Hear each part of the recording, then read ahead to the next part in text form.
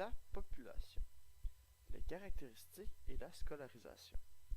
La population inuit est très jeune puisque 64% des Inuits ont moins de 25 ans en 1980. Les jeunes Inuits sont peu scolarisés car la plupart ne terminent pas leur primaire. Ceux qui décident de compléter leurs études doivent quitter leur village pour aller vivre dans les villes du sud. Les jeunes, qui représentent l'avenir du peuple inuit, auront beaucoup de défis à revenir dans l'avenir, dont la pauvreté et le chômage. Le suicide et la toxicomanie chez les jeunes sont aussi des problèmes inquiétants. Chez les Inuits, ce sont les aînés qui transmettent la langue et la culture. Les personnes âgées de 65 ans et plus représentent moins de 3% de la population en 1980, mais leur sagesse est très respectée. Les villages et où ils sont situés. Au Canada, les Inuits habitent dans des territoires qui sont tous situés dans la région arctique. Ils vivent au Yukon, dans les territoires du Nord-Ouest, au Labrador et au Québec.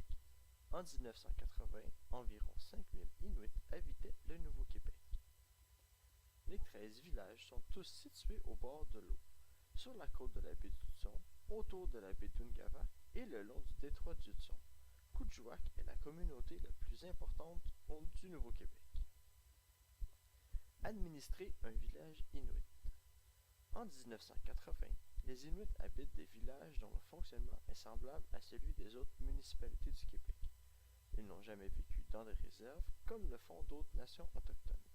Chaque communauté inuit a son propre conseil de village formé de maires et de conseillers élus tous les 2 ans. Les conseillers détiennent un mandat élargi.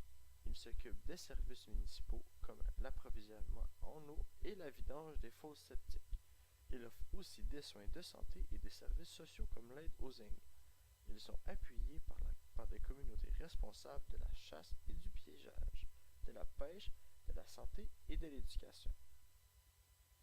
Du traîneau à chien à la motoneige. Les communautés inuites sont isolées les unes des autres. Des centaines de kilomètres les séparent. Les déplacements dans les villages se font en motoneige, en bateau à moteur, en véhicule tout-terrain et en camion.